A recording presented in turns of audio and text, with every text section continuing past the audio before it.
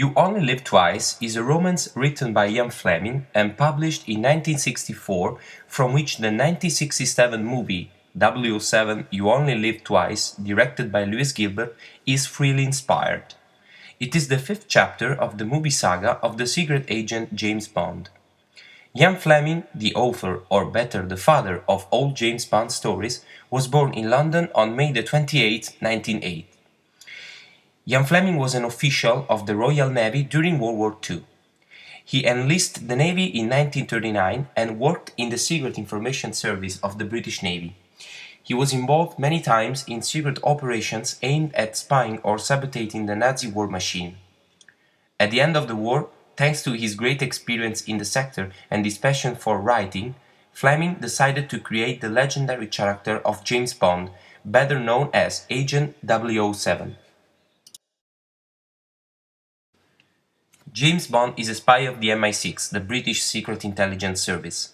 His cynical nature, his subtle sense of humor, and his uncontrollable passion for women make his personality unique.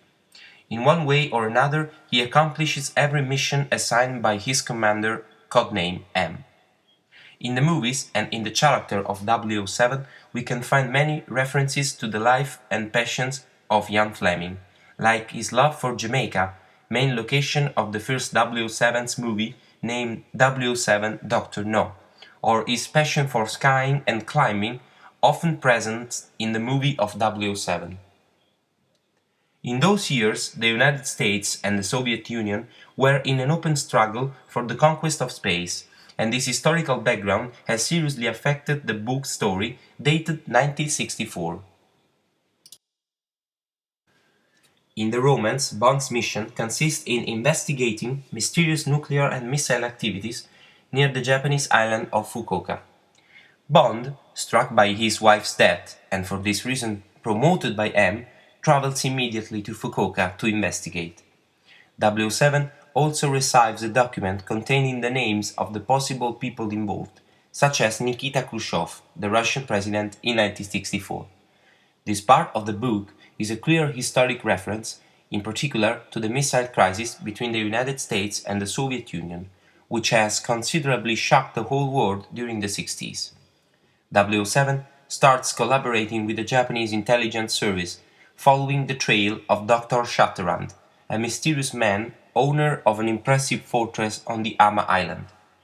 As soon as 007 gets a photo of the doctor, he immediately realizes that his enemy acts under a pseudonym, and that his real name is Ernst Stader Blofeld, leader of the Spectre, an extremely dangerous criminal organization. After several vicissitudes, Bond infiltrates inside Blofeld's fortress, but he is captured and tortured by his enemy. Bond fights against Blofeld and then succeeds in killing him. In the end, the secret agent tries to escape from the castle with a hot air balloon, but one of Blofeld's soldiers hits him and Bond falls into the sea. M, sure he has lost his agent, writes his necrology. At the end of the book, Bond, affected by a complete state of amnesia, is rescued by a Japanese girl, but the truth about his past will soon come to the surface. In the movie, many aspects of the romance are not included. The aim of 007's mission, performed by the inimitable Sean Connery, may be the best actor who has interpreted James Bond according to public opinion, is to discover why an American space capsule has mysteriously disappeared in the outer space.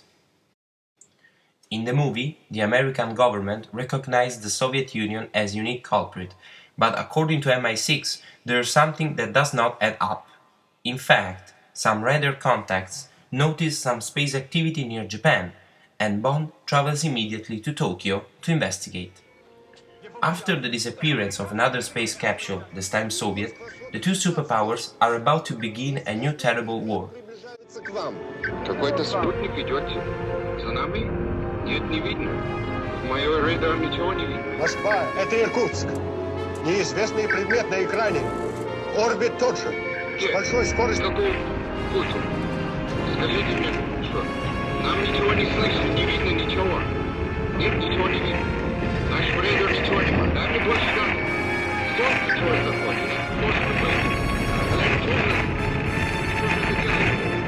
Откуда он летит? Что он хочет? Надо больше газа. Надо больше газа. Тюрьма идет. Надо больше газа. Надо больше газа. Больше газа. Алло, Москва! Алло, Москва! But in the end, Bond will discover the unique responsible for those disappearances, the Spectre, an extremely dangerous criminal organization which had even built a base inside a dormant volcano. In conclusion, after a traditional fight against apparently unbeatable enemies like Hans, the German Bloffeld's assistant, our secret agent will accomplish his mission, blocking another space kidnapping and saving the world from an imminent World War III. The director, Lewis Gilbert, tried to make a summary of the book, which at the same time was able to involve all the spectators. In Jan Fleming's romance, for example, Bond has already discovered that Blofeld was the criminal mind behind all the criminal activities. Instead, in the movie, he only meets his enemy when he is captured inside the volcano. James Bond, allow me to introduce myself. I am Ernst Stavro Blofeld. They told me you were assassinated in Hong Kong. Yes, this is my second life. You only live twice, Mr. Bond. Moreover, in the movie, there are no references to the death of Bond's wife. The setting as well is completely different. In fact, inside the book, we discover that the enemy headquarters is only a castle fortress, whereas in the movie, the filmmakers create the enemy base inside an underground volcano. Whether reading the story or watching the movie, we can only remain attracted by this new form of British crime stories invented by Fleming. Over the years, we have seen many other adventures of the secret agent, performed by new actors like Roger Moore, Timothy Dalton and Pierce Brosnan, who, according to public opinion, has been the only real Sean Connery's successor. You had better not lose the last chapter of 007's movie saga, currently performed by Daniel Craig, which will be soon at the cinemas.